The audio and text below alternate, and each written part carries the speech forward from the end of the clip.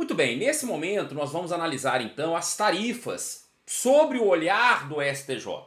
Até aqui a gente já olhou a resolução 3919, que vai dar todo o embasamento para nós com relação à legalidade ou não das tarifas cobradas, e o STJ, obviamente, vai então analisar alguns contextos, e isso vai ser muito importante, inclusive para a jurisprudência do STJ como um todo.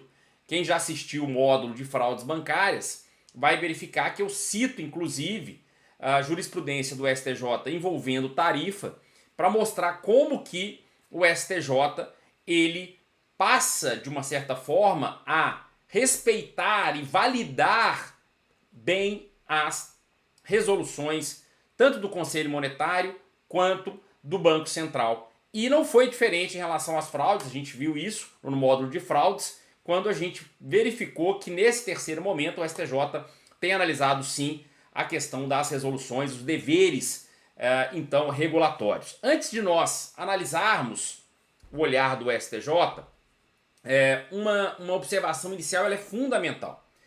Conforme nós vimos, a resolução 3919 ela foi aplicada para as pessoas naturais, né? Então é importante ratificar isso.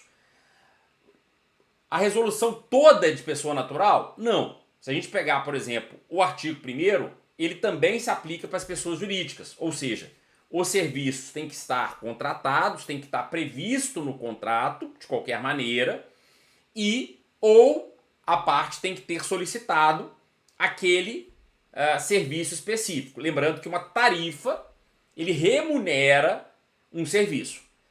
O que a resolução 3919 fez foi, no tocante às pessoas físicas, ele vai delimitar quais que poderão ser cobradas e quais não poderão. Por isso que nós temos aquela classificação de serviços essenciais, prioritários, especiais e diferenciados.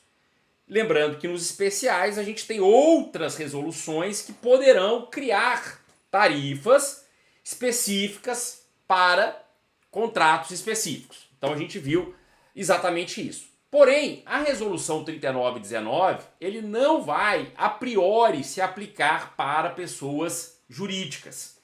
Então isso é muito importante, porque se o seu cliente for uma pessoa jurídica, é necessário você verificar, porque dependendo, a análise vai ser outra, tá ok? Então é isso que a gente vai ver a partir desse olhar, inclusive, da jurisprudência, e o STJ vai reafirmar exatamente isso.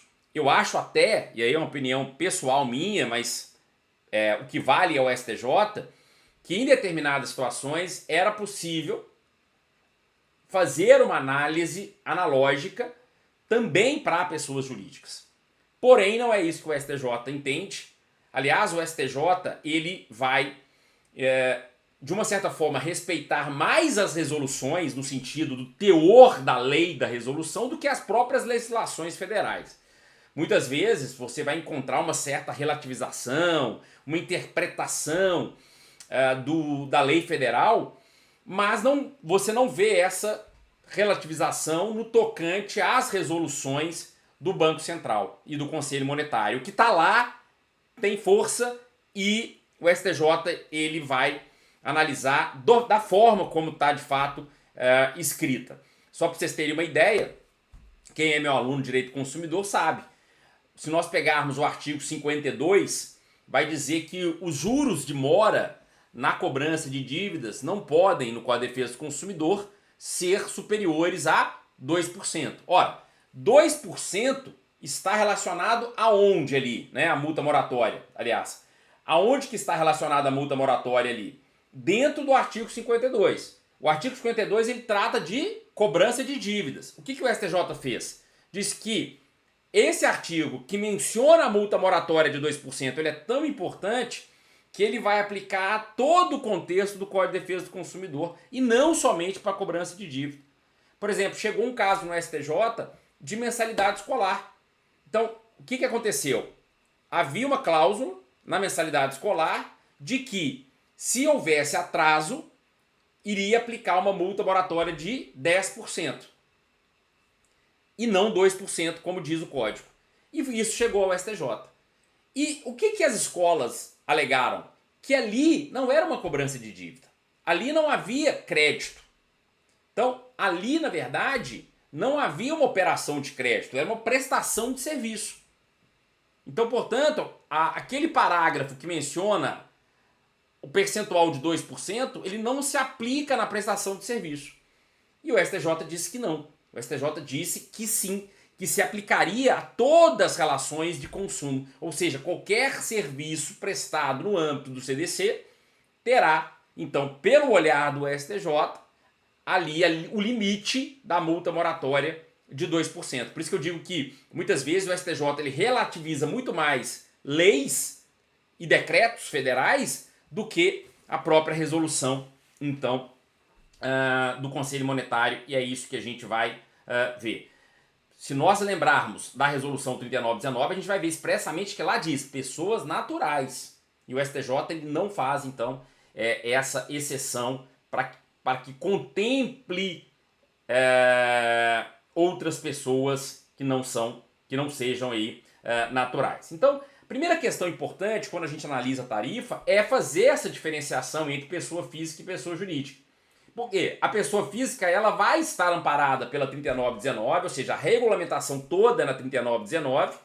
É uma lista padronizada de tarifas, tá? Lembrando que os serviços essenciais são gratuitos e há uma maior proteção regulatória. Aliás, essa foi a tônica do Conselho Monetário. Proteger a pessoa física, proteger o vulnerável e a presunção de que a pessoa jurídica ela tem condições de comparar dentro das instituições financeiras aquelas que vão cobrar tarifas e ela vai poder escolher aquelas que vão cobrar tarifas menores ou tarifas outras ou não vão cobrar tarifas específicas para determinados serviços. Então, para a pessoa jurídica nós temos o quê? Uma liberdade contratual. A resolução, a priori, nessa limitação da tarifa, ela não vai se aplicar. O foco, então, quando for pessoa jurídica, é previsão contratual e efetiva prestação. Lembrando que tarifa, ela é uma contraprestação pelo serviço efetuado. O que você vai analisar, então? Se a pessoa jurídica, se o seu cliente for pessoa jurídica, o que vai ter que ser analisado? Está previsto no contrato? Foi efetivamente disponibilizado? Foi efetivamente prestado? Se foi, então poderá ser cobrado do seu cliente. Já as pessoas naturais, as pessoas físicas, não. O olhar vai ter que ser pela resolução 3919. Além de estar previsto no contrato, será necessário que respeite a regulamentação da 3919 ou de alguma outra resolução especial, porque a gente viu que existem tarifas especiais que estarão regulamentados em outras resoluções. Por exemplo, na resolução do PIX há a possibilidade, embora praticamente a gente não vê, mas há a possibilidade de cobrança de tarifa, inclusive de pessoa natural. Então ali há uma modalidade específica e dentro dessa modalidade específica poderá haver cobrança de tarifa. Nós citamos, por exemplo, na questão do seguro obrigatório, onde o próprio cliente leva o seu seguro, ou seja, ele pode escolher a seguradora e ao fazê-lo, poderá então, no sistema financeiro, o banco multuante cobrar uma tarifa para analisar se aquele seguro está de acordo com as regras para segurar aquele bem. Isso não está na resolução 3919. Ou está sobre o âmbito, sobre o cobertor dos serviços especiais. Então, sempre tenham em mente que serviços especiais vão poder ter ali cobrança de tarifas específicas. Tirando serviços especiais, e aí nós estamos falando, por exemplo, conta corrente normal, conta de depósito, conta poupança, como trata a resolução 3919, então, pessoa natural, nós vamos olhar para a resolução do Conselho Monetário 3919. E aqui, nesse agravo de instrumento do RESP, né, 1947957, O STJ foi claro e disse, olha, a cobrança de tarifas bancárias em face de PJs não foi regulamentada pelo Conselho Monetário. Não foi. Então toda aquela limitação que nós estudamos não vai ser aplicada para as pessoas jurídicas, tá? Então essa observação inicial ela é fundamental para as tarifas bancárias, tá? Principalmente nós vamos olhar sobre o âmbito do STJ, tá bom? Então feita essa primeira observação, vamos parar por aqui. No próximo bloco a gente continua analisando agora quais são aquelas, de fato, tarifas que foram vedadas aí pelo STJ e quais são aquelas que foram permitidas, tá legal? Grande abraço